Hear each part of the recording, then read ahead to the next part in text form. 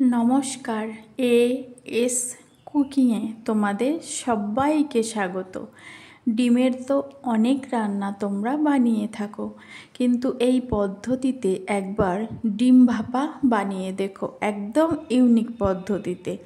এটা বানালে না ডিমটা নরম তুলোর মতো এবং গরম গরম ভাত দিয়ে খেতে যে এত টেস্টি লাগে, তোমরা না বানালে বুঝতে পারবে না। তার জন্য 3টে ডিম হাফ করে নিয়েছি, সিদ্ধ ডিম।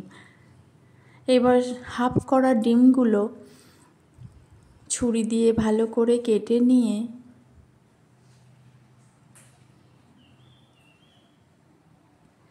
এবার কড়াইতে সাদা তেল দিয়ে লবণ, হলুদ আর লঙ্কার গুঁড়ো দিলাম, দিয়ে ভালো করে মিশিয়ে নিলাম। নিয়ে ডিমগুলো একে একে দিয়ে দিলাম। এইভাবে ডিম দিলে ডিম একটাও বেরিয়ে যাবে না, ভেঙে যাবে না। আর এই দিকে একটা পেঁয়াজ, 3-4টে কাঁচা লঙ্কা, 7-8টা কাজু বাদাম দিলাম। ডিমগুলো এপিট ওপিট সামান্য ভেজে তুলে নেব। তুলে নিয়ে এবার সেই কাজু, পেঁয়াজ, তারপরে 5 কোয়া রসুন, কাঁচা লঙ্কা, এটাকে বেশ একটু সামান্য লালচে করে ভেজে নেব। ভেজে একটা মিক্সিং জারে তুলে নেব ঠান্ডা হয়ে আসা পর্যন্ত। এবার এই প্যানটায় বেশ খানিকটা মশলা তেল লেগে আছে, এটা ধুয়ে আর একটু জল দেব।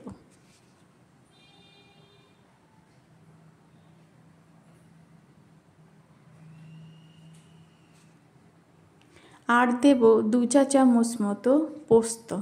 এটা ঠান্ডা হলে বেটে নেব মিহি করে। দেখো বাটা হয়ে গেছে। এবার একটা টিফিন কৌটো সেই বাটনাটা বেশিরভাগ দিয়ে দেব। দিয়ে পরিমাণ মতো লবণ, একটু কাশ্মীরি লাল লঙ্কার গুঁড়ো আর একটু হলুদ আর অল্প 1-2টো চিনির দানা দিয়ে মশলার সাথে সুন্দর করে মিশিয়ে নেব 1 চামচ কাঁচা সর্ষের তেল দিয়ে।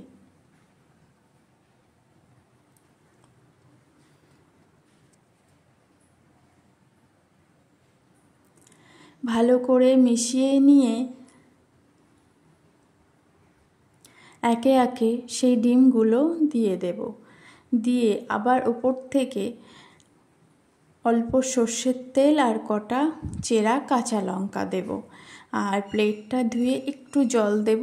দিয়ে লাস্টে যে গ্রেভিগুলো আরেকটু ছিল 3 ভাগের 1 ভাগ, সেটা ওপর থেকে দিয়ে দেব।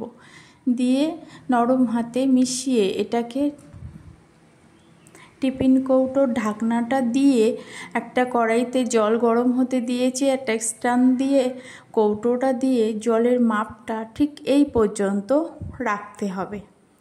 দিয়ে এটা প্রথমে 10 মিনিট হাই হিটে, তারপরে 5 থেকে 7 মিনিট লো আঁচে রান্না করে নিয়ে ঠান্ডা হলে এটাকে ঢাকনা খুলে দেখাচ্ছি।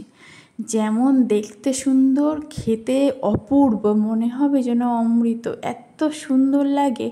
তোমরা এইভাবে একবার বানিয়ে দেখো আর কমেন্টে অবশ্যই জানিও কিন্তু কেমন হলো ডিম ভাপা।